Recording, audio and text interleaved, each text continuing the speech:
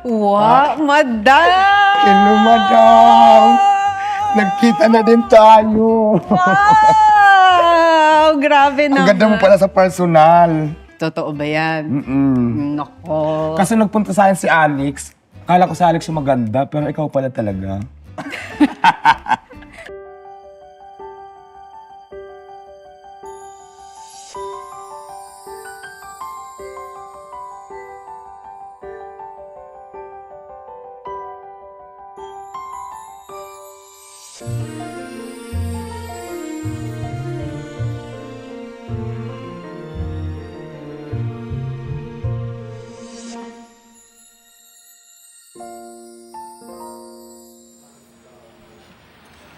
Nagmula sa kalangitan, lumagapak sa kalupaan, narito na sa inyong harapan ang nag-iisang diwata na mukhang kawatan. Nagmula sa kalangitan, lumagapak sa kalupaan, narito na sa inyong harapan ang nag-iisang diwata na Diyosa ng maparisan. Binago ko na. Ay, di na mukhang yung sa kawatan. Hindi na. Binago ko na siya. Kasi wala ng mga duguan. Oo, wala na. At saka yun, yung ano namin doon, okay na yun.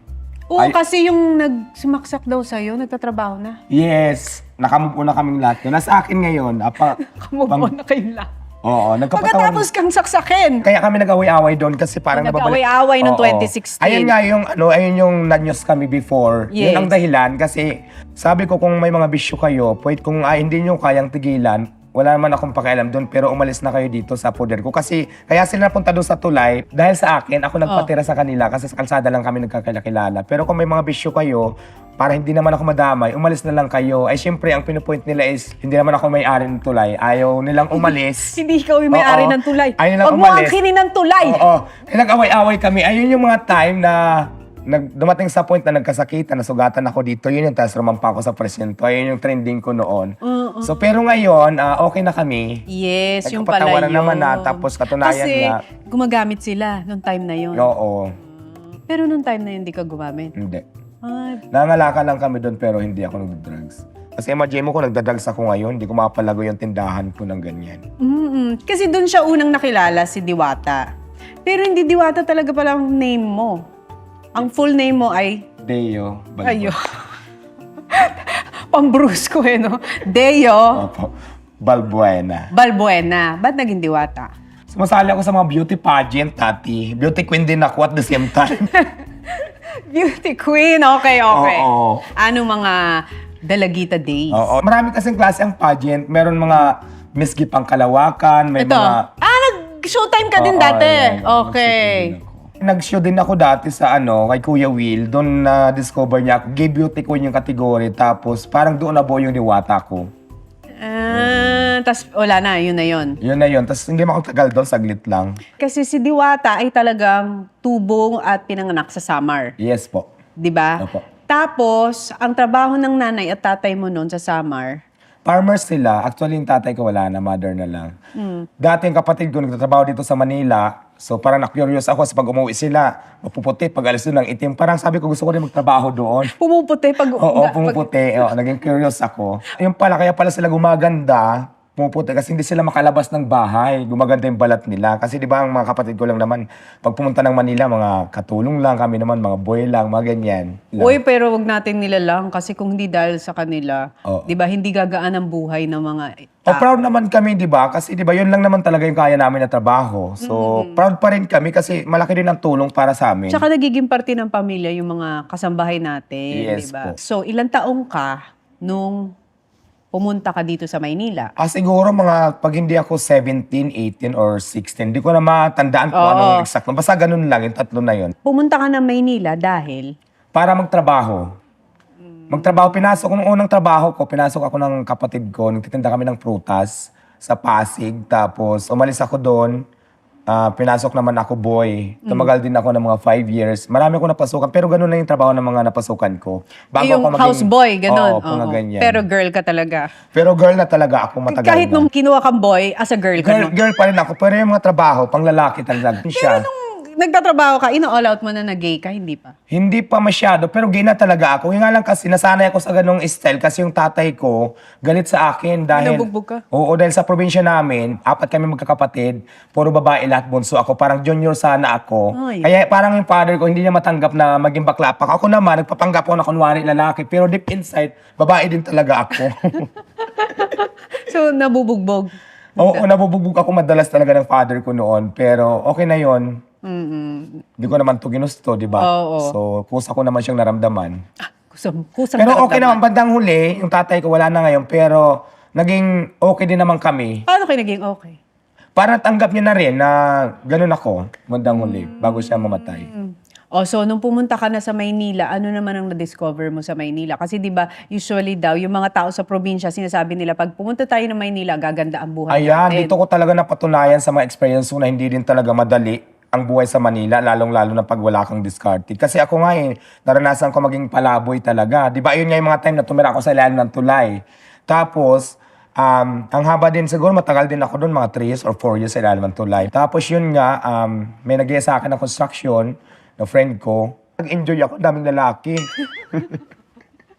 Ay, pagod na ako, gupa rin, naka-smell pa rin ako, lalo na pag maraming lalaking gwapo doon. Oo. Ng mga Talaga, pawisan na talagang mga batak na pawisan, batak ang oo. katawan, na-inspire ka pa. Oo, na-inspire pa ako. At saka di ba pag doon kasi may mga barracks kami before Oo. Tabi-tabi kami doon sa barracks, kanya-kanya, kwentuhan. So ang saya din. Nung una, nandun yung discrimination, pero nakilala na nila ako. Yung, Masaya na? Oo, masaya na. Parang close na kaming lahat. Nawala yung construction kasi nag-pandemic. So nagtinda-tinda ngayon ako. Doon ako nagsimula magtinda. Hindi pa Paris. Sigarilyo, soft drinks pa lang, mga kape, mga merienda. Tapos mayroon din akong friend na chef cook naman, nawalan din siya ng trabaho. Ay, nung mga time na nagtitinda na ako, may konting ipon na ako. Sabi niya sa akin, kasi marunong siya magluto bakit hindi natin lagyan ng pagkain, tulungan kita magluto, bili ka na ng kawali, ganito kung ano makailangan. Tapos doon ako nag-start magtinda ng pagkain muna, hindi pa Paris. Pero kasi di ba nauso yung Paris sa kalsada, marami naghanap sa akin, Paris ka ba dyan? So nagka-interest ngayon ako, tinanong ko siya kung marunong siya mag-Paris. Sabi niya marunong din daw siya. So ito ngayon, kinarir ko na siya, natutunan ko na. Wala na din kasi yung friend ko siguro 3 years ago. Ano Wala na nangyari? din. Parang nagme-maintenance na may edad na kasi yun Parang hindi niya na kinaya. So, doon ko natutunan lahat yung knowledge ko sa pagluluto. Siya pala nagturo sa'yo sa pagluluto. Tapos ngayon, okay na, naging Diwata Paris na siya, doon ako nakilala ngayon. Kasi ginawa ko siyang 100 only rice, may free soft drinks. Tapos tinangkilik naman ng masa, kaya marami akong customer ngayon. Oo, tsaka nagkukos ka ng traffic, umaabot daw ng Sofitel ang pila mo. Dati kasi sa kalsada lang ako, as in yung street vendor na kung tawagin illegal vendor kasi hindi naman kami nangupahan, wala kaming permit. Pag may clearing, takbo-takbo. So naka-station ngayon, may bago na akong pwesto, pero bago lang ako doon. Pero okay naman, mas lalo pang dumami yung customer ko. Kaya nga, pinipilahan na. Eh di, ang sarap ng pakiramdam pag nakikita mo. Yes, ang sarap ng feelings kasi di ba, pinupunta ng mga tao, gustong mag-try, tikman, yung iba bumabalik. Tapos pag nagustuhan ng iba, nagre-recommend pa, may kasamang family, mga friends. So ang sarap lang ng feelings na maraming sumusuporta sa Diwata Paris. At saka, grabe ngayon, may kotse na siya. Kabili na siya ng bahay. Okay naman, yung bahay ko ano lang siya, maliit lang, rides lang, pero at least naging safe na ako. Yung tulay, wala na ako doon.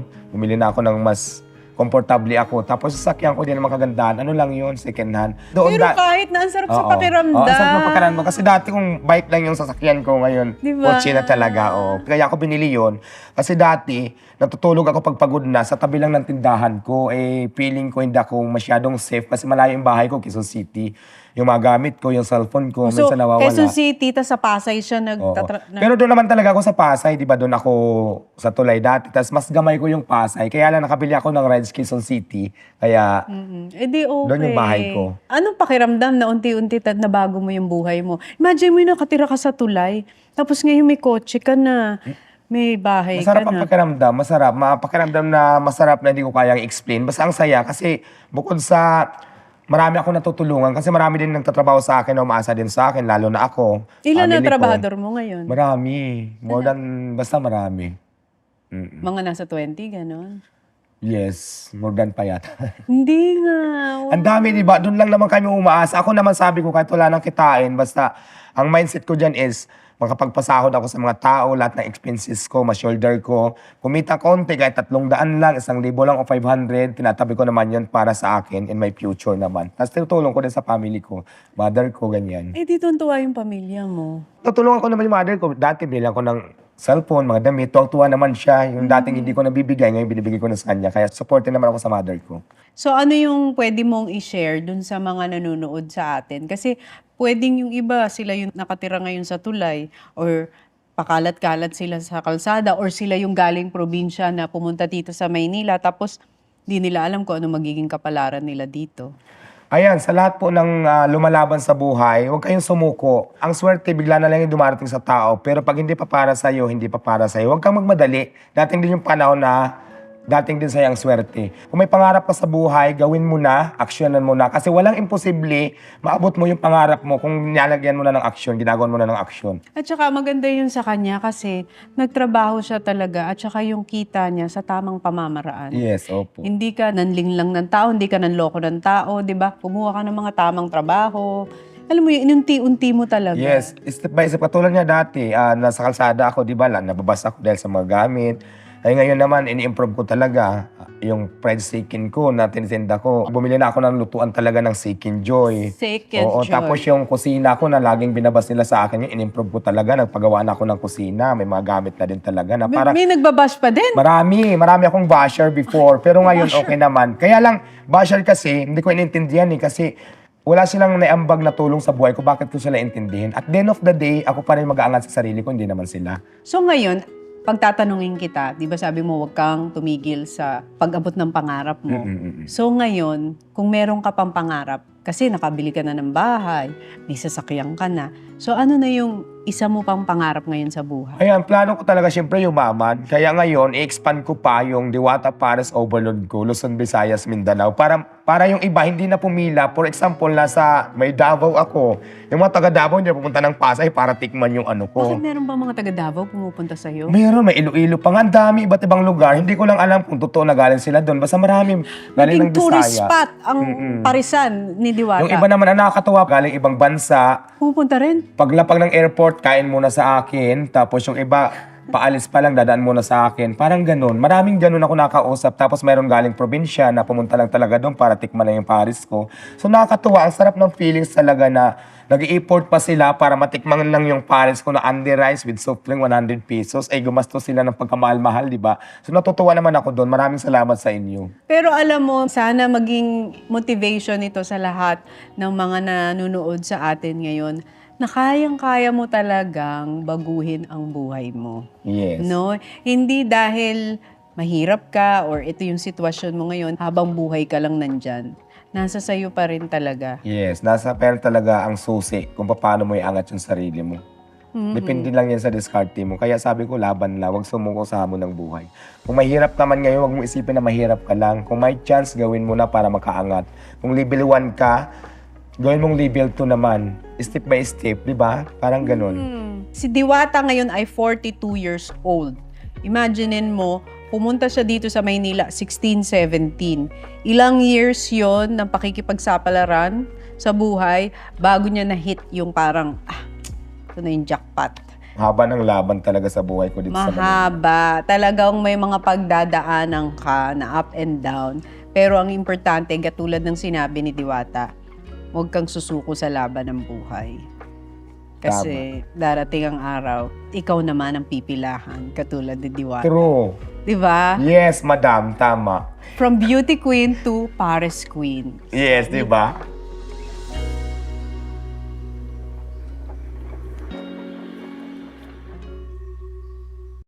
Pwede magpa-picture ako? Oo naman. Picture muna ako para may pampost ako sa Facebook. Okay. Ay, ang ganda ko. Parang iba rin ang ano ko ngayon, atake. Naka-make up ako ngayon eh. Ibang atake naman. Ganda, di ba? Diba?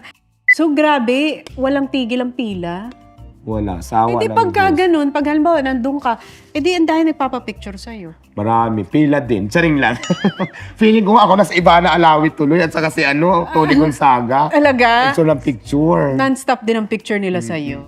Ang ganda ko. Pagkasama ko si Tony G, kailangan nakaganyan din ako. Paano ba lalakad? Dapat pakita mo sa akin paano lalakad. Kailangan nagandahan din ako, di ba? Oo, dapat pag kailangan para lalakad pag may ka. ganyan din tayo, So, di pag ba? nasa Parisang ka, ganito Maraming kang... salamat, Tony Gonzaga, dahil na-invite mo ako dito sa lugar mo na napakaganda at mukha akong mayaman ngayon. Kanina kinakabahan ako, pero parang nawala na, nakita na kita. Di ba? Hindi naman nakakakaba. So ngayon, nagtitaping ka rin ng Batang Yapo.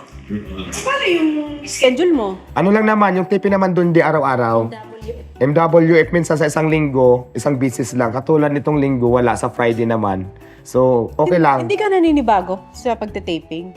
Nakakaba nga eh. Kasi di ba hindi naman tayo, hindi ko naman alam yung mga tiping-tiping na yan. Parang, sige go, kakayanin ko na lang. Kasi opportunity yan eh. Siyempre di ba, yung sabi ko nga, yung opportunity minsan lang yan dumating, kaya huwag mo nang pakawalan. Na medyo Tinuturuan ka ni nahirapan. Coco? Yes, mabait si Coco, tuturuan niya ako. Muntik niya na ako mahalikan eh. Bakit naman kayo muntik magali ka? Kasi nung una, nung kaiksina ko siya, kinakabahan ako. Oh. Tapos parang yung script ko hindi ko mabitawan. Kasi iba na alaw yung kasama ko at saka siya. Oh. Parang kinakabahan ako, natitinsa, hindi ko alam yung pakiramdam ng Ano gano'n. sinabi niya sa'yo? Tapos, sabi ko sa natitinsa ako dahil kayo yung kaharap ko ng dalawang iba. Sabi niya, sige na, halika na nga kita. Pero hindi ako pumayag. Kaya sabi ko, muntik na kumahalikan ni Coco. Muntik pa pala kayo Diba? magkising-sing. Oo. Grabe Kaya na. hindi, ang bait ni Coco Martin. Oo. Parang sa kulay ng damit. Oo, di ba? Picture mo kami. Ay, nagpa-picture din siya. Oo, di ba? Ay, twinning talaga kayo. Ano bang gusto niyo patunayan ngayong umaga? Thank you, boss. Thank you. Thank you, Diwata.